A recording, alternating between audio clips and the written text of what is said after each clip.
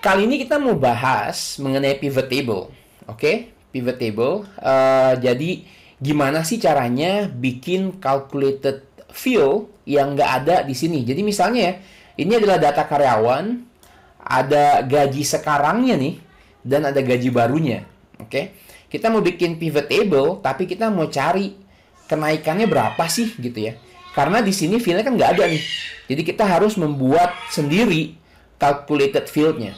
Oke, nah di pivot table ya. Jadi pertama yang kita lakukan adalah kita harus buat pivot table-nya. Saya punya video yang menunjukkan 5 langkah mudah menggunakan pivot table. Jadi langkah pertama adalah klik dimanapun dalam database yang sudah bagus, oke, database-nya. Kemudian kita menggunakan keyboard shortcut atau slowly ya, kita akan ke insert pivot table. Dan karena database udah bagus, pivot table akan menebak data yang sudah bagus nih, bener ya yang ditebak sama dia ya. Oke, karena database kita bagus. Dan kalau mau pilih new worksheet, ini dibiarin aja. Kalau mau bikin di sini, di existing worksheet, kita harus klik ini dan pilih tempatnya. Oke, tapi untuk ini saya akan pilih new worksheet. Dan oke, ini kan udah biru ya, jadi tinggal di enter. Jadi saya kalau bikin kalau bikin pivot table, saya akan menggunakan keyboard shortcut. Jadi saya akan press Alt, jadi nyala semua capitalnya. Kemudian saya tahu dia ada di insert, jadi N. Kemudian pivot table itu adalah V. Dan from range atau table itu adalah T. Keluarnya sama. Database-nya udah bagus karena kita punya database yang bagus, ditebak dengan benar. Kita mau di new worksheet dan tinggal enter. Jadi yang saya lakukan adalah saya akan dengan cepat ya, Alt NVT enter.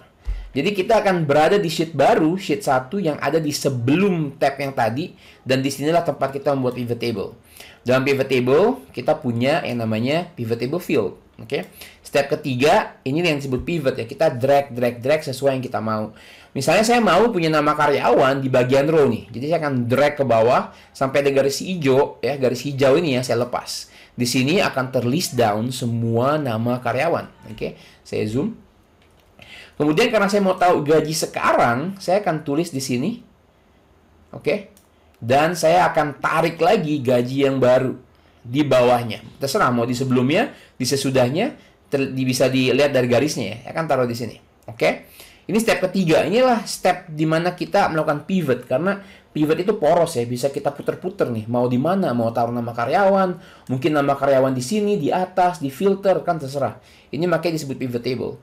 Step keempat saya akan ke design dan saya biasa menggunakan tabular form. Oke. Dan step kelima, karena kita punya dua data ini, formatnya akan saya ganti supaya enak dipandang ya. Jadi kan klik kanan, pilih number format, kita pilih currency, kita oke. Dan di sini saya akan pilih currency, number format, dan currency lagi, kita klik oke.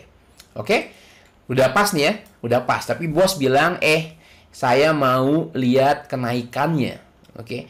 Dan kita bingung karena di pivot table kita nggak ada nih perbedaannya gitu ya. Jadi teman-teman antara bisa bikin field baru di sini, bikin gaji baru dikurang gaji sekarang, atau kita buat di dalam pivot table. Gimana cara bikinnya?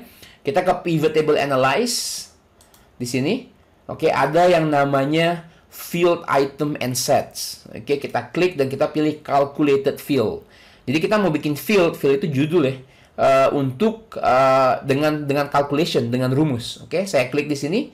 Oke, simple, namanya kita tulis kenaikan gitu ya, kenaikan gaji. Ini judulnya. Formulanya sama seperti kita menulis formula, cuma bukan pakai cell reference, kita pakai di sini yang simple-simple nih.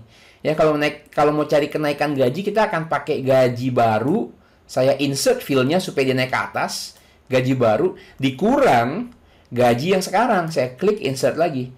Oke, kemudian kita add dan kita oke. Jadi sekarang sudah otomatis ada di pivot table dan juga otomatis ada di field di sini gitu. Jadi kalau saya antik dia nggak kelihatan, tapi saya tarik ke bawah lagi dan dia akan kelihatan. Tapi lagi-lagi number formatnya belum ada karena ini field baru. Jadi kita pilih currency, oke. Dan kita pilih number format, saya pilih currency, oke. Jadi bos, no problem. Bos mau tahu kenaikan gajinya, kita bisa bikin dalam pivot table. Oke? Itu mengenai pivot table untuk mencari calculated field. Ada yang mau ditanyain? Aman ya? Aman ya? Untuk persentasenya gimana Kak Adit? Persentase itu ada di persentase Berarti ini ya, berarti kita bisa bikin field lagi ya. Jadi kita hitung lagi di sini. Oke, kita masukin field. Oke, calculated field. Kita mau cari persentase nih. Persentase. Oke. Jadi rumusnya apa ya kalau persentase ya? Persentase itu rumusnya adalah gaji baru. Oke. Atau kenaikan gaji. Oke, dibagi gaji sekarang ya, itu adalah persentase ya, betul ya matematikanya nih. Oke, kita add, kita klik OK, dan sekarang dia ada persentase di sini. Tapi lagi-lagi inilah pentingnya step kelima, karena kita selalu perlu mengganti number format. Jadi kita akan ganti secara persentase.